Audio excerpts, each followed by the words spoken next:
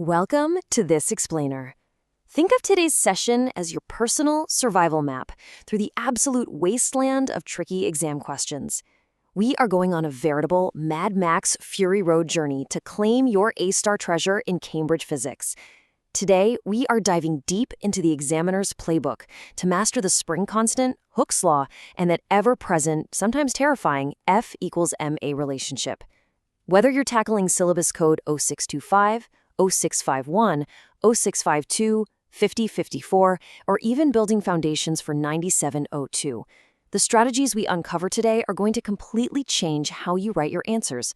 To kick things off, let's look at a real Cambridge physics past paper question for syllabus code 0625 involving a spring system.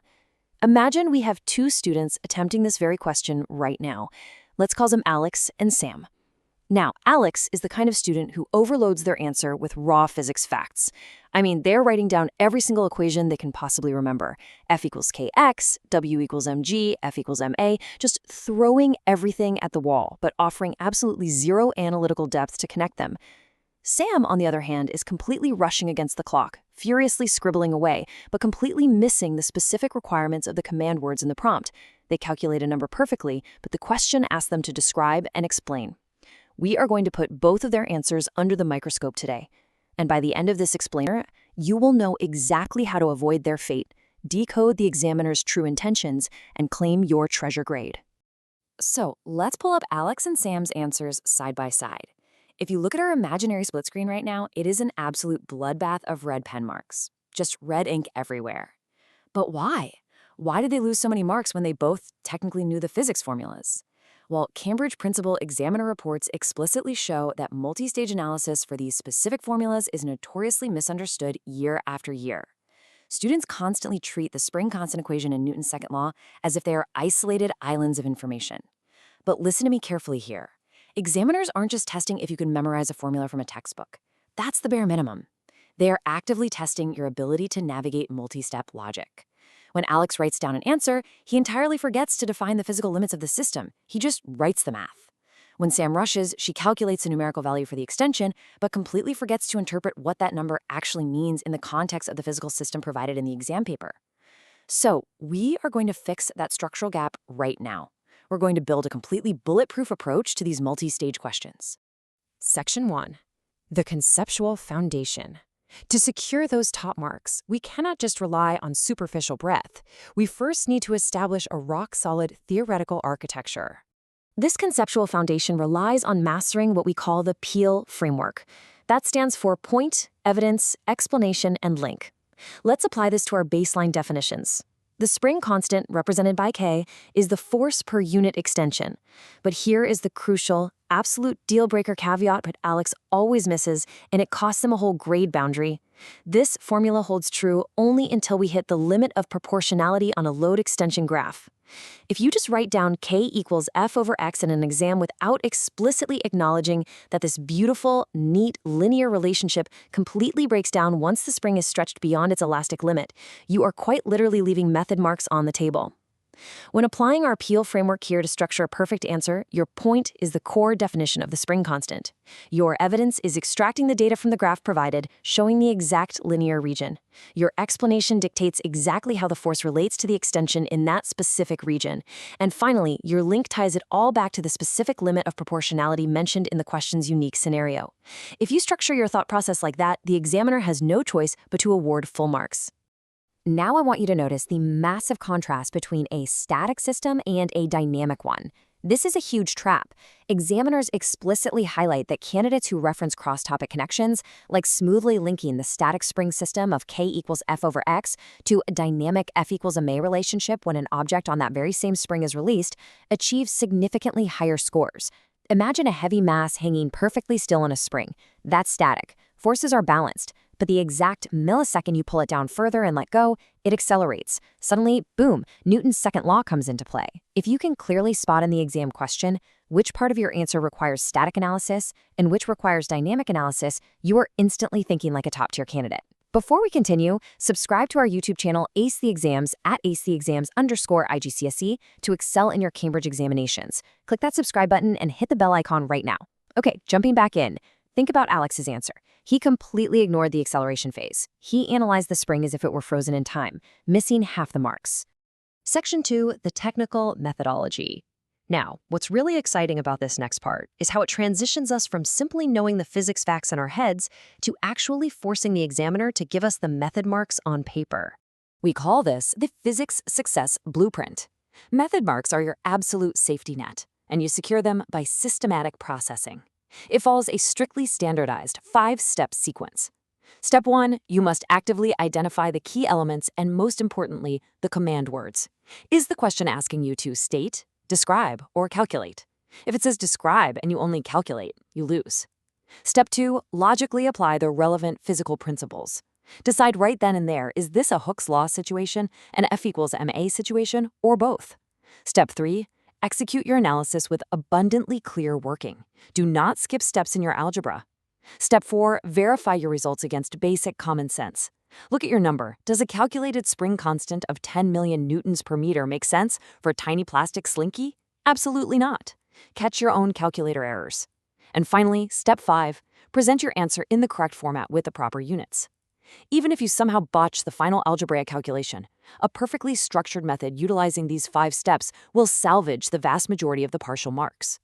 Throughout this entire methodological sequence, your critical data interpretation skills are going to be heavily tested by Cambridge. You will rarely just be handed the force and the mass clearly on a silver platter.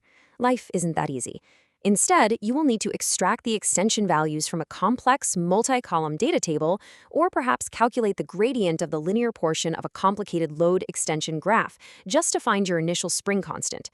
This requires you to actively interpret the relationships. You have to look at the graph and say, okay, right here where the graph curves, the relationship is no longer proportional. Hooke's law no longer applies. Drawing evidence-based conclusions means pointing directly to the specific data point in the provided table where the extension visibly ceases to be uniform and stating confidently to the examiner, based on data point X, this is where we have reached the limit of proportionality. Section 3, Examiner Warnings. Stop scrolling, subscribe to our YouTube channel Ace the Exams at acexams_IGCSE to excel in your Cambridge examinations. We've helped thousands of students improve by 2 to 3 grade boundaries. Join them right now by subscribing to @acexams_IGCSE and turn on all notifications so you never miss our weekly exam strategy sessions. All right, let's move to the most crucial part of our analysis and see the top 3 red flags directly from the principal examiner reports. Listen up, because these are the top 3 mistakes students make year in and year out. Number 1, being too vague. Number 2, exhibiting poor presentation and forgetting units. And number 3, the most fatal error of all, ignoring the specific context of the question.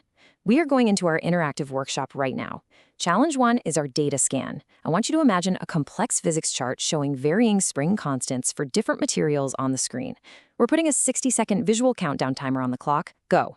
If you scan that data and just write down the spring stretches, you immediately trigger warning number 1, vagueness. The examiner is screaming, by how much? Under what specific force? Warning number 2 is forgetting format. Writing an answer of 50 without the Newton per meter unit will immediately cost you the final accuracy mark.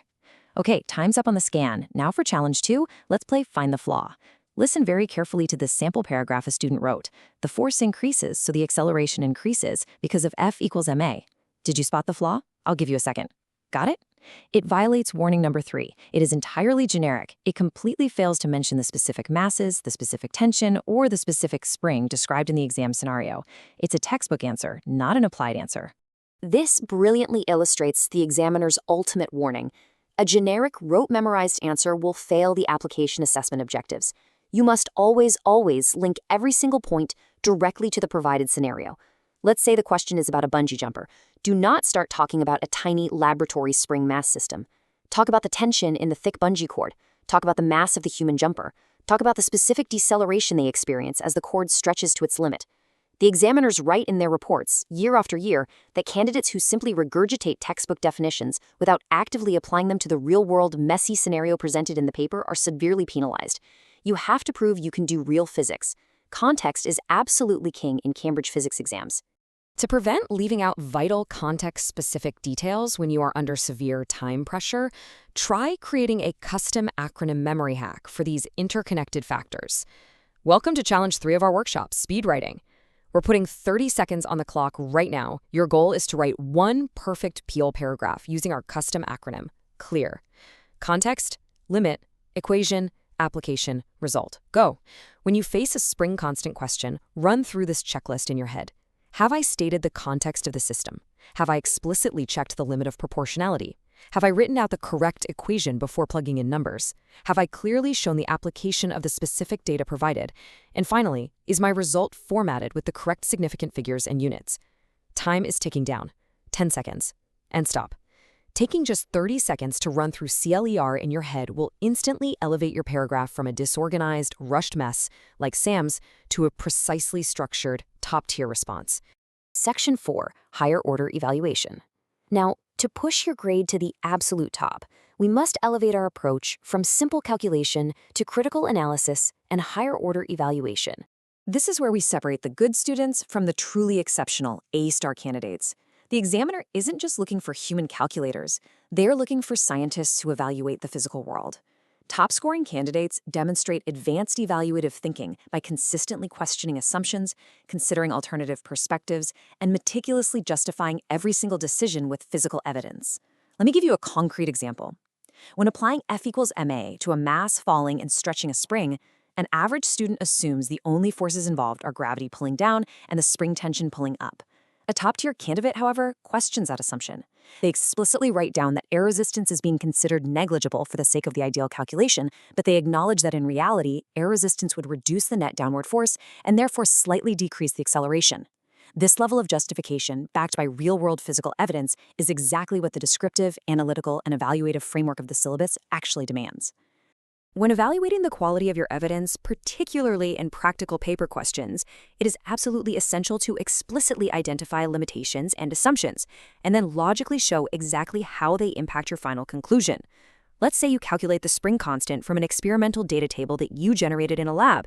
You must identify the limitations of your setup. Was the simple meter ruler used to measure the extension truly precise to the millimeter? Probably not. What assumptions were made? Well, we assumed the spring didn't permanently deform during the previous heavy trial. What is the actual effect on the conclusion?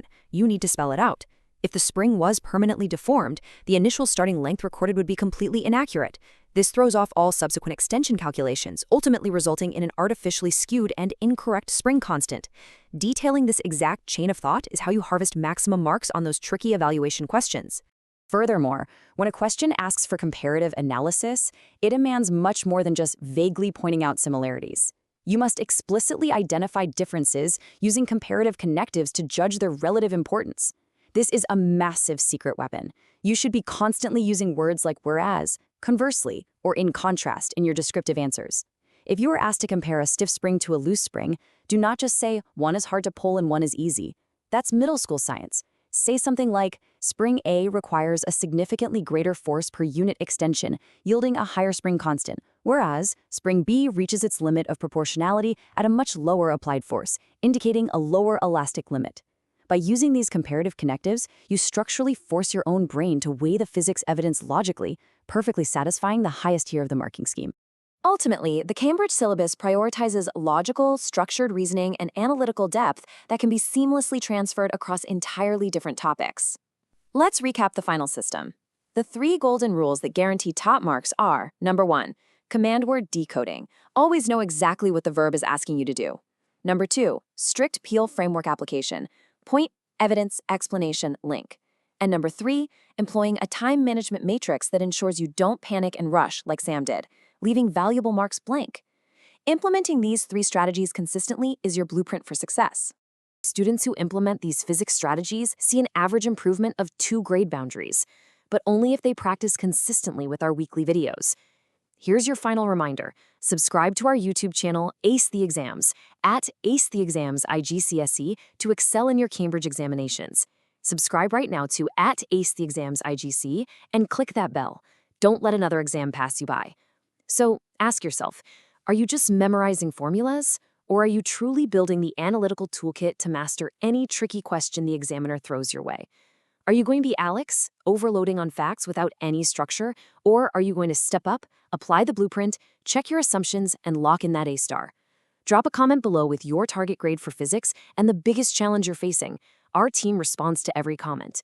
like, and share this video with a study partner.